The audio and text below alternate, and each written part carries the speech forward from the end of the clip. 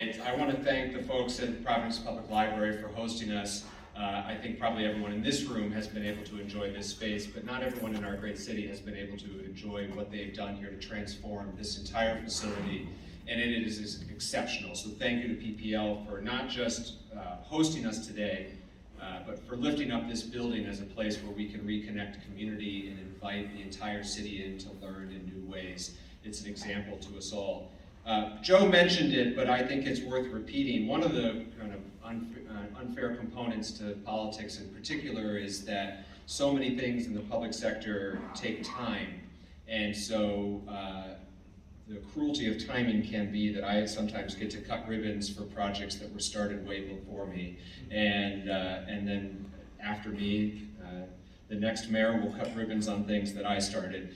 This is particularly true of the work of the Department of Arts, Culture, and Tourism. So I want to give a personal debt of gratitude to Lizzie Araujo for starting this process, for all the good work that's gone into it, and frankly, the entire lineage of people who have served in the capacity that Joe now serves in, starting under Mayor Cicilline's leadership with Cliff Wood and then Lynn McCormick and Stephanie Fortunato, all of whom I've had the opportunity to work with.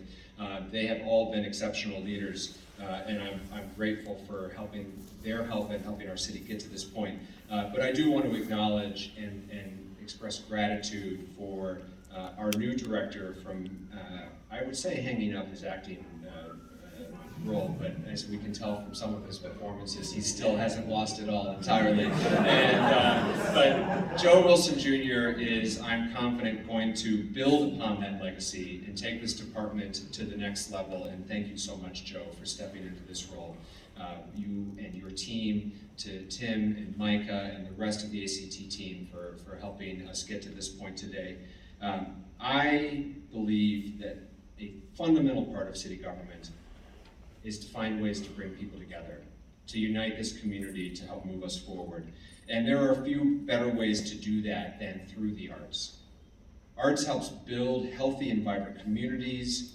They are part of our city's life force, truly part of our DNA here. The creative capital moniker is not just branding, it's who we are. And we will continue to celebrate, support, and lift up the arts as part of who we are, to make sure that we preserve the uniqueness of Providence, for what makes Providence so special. I'm so excited to be a part of this launch today of PVD 2031.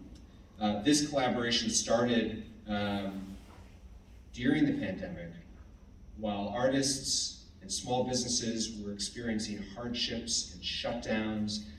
My friends in the back of the performing arts who've had to deal, can continue to deal with the effect that has on audiences and performers alike. We know that artist communities are resilient, and Joe talked about resilience, but it is not, we cannot rely strictly on resilience. We can't just say they're resilient. We must support our artists, our artist communities, our arts organizations to help them thrive into the future and not just rely on their resilience. This department and our partners are really painfully aware of that, and so we are putting into place, and as Joe says, executing on concrete strategies to support the healing, the repair, and the future growth of our artists and our arts organizations. It brings me great pride to know that we prioritize art in our community.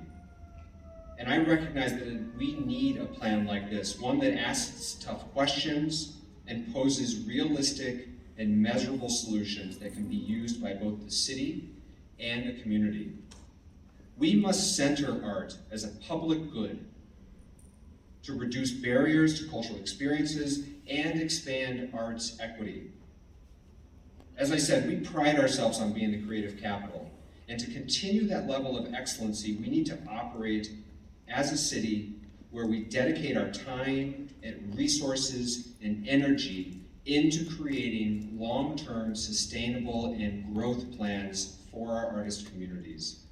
I look forward to working with, but probably more importantly, supporting Joe, Micah, the entire ACT team to help make sure that this hard work is not just another plan on a shelf, but actually becomes implemented and sustained in the long run. I'm excited for the day ahead. I thank you all for being here. It is, we heard at the beginning, we had our first snowstorm yesterday. There are so many facets to this job. And at 4 a.m. yesterday, I started at DPW surrounded by plows. And then 36 hours later, to get to do a fun event like this and everything in between. This is really what our city has come to appreciate, respect. There are not a lot of cities around the country that put their money where their mouth is with respect to our creative economy. Providence means it. We're going to continue to mean it. I have confidence in the leadership of this department. I'm looking forward to the rest of the day and for the full implementation of this plan. Thank you so much.